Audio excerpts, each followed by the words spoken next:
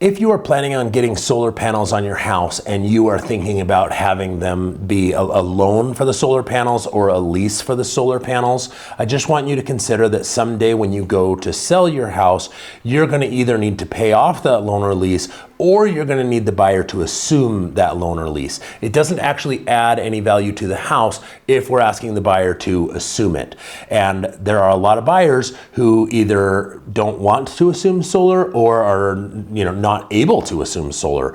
For example, most solar loan companies will not allow that loan to be assumed by an investor. They will only allow it to be assumed by owner occupants. Well, that eliminates a lot of the buyer pool out there right now because we're seeing so much investor activity. And then there's other buyers who can barely qualify, and once we add that solar payment, it pushes the home out of their price range. So just make sure you're thinking about resale value wise. Solar panels are not the smartest decision for your home.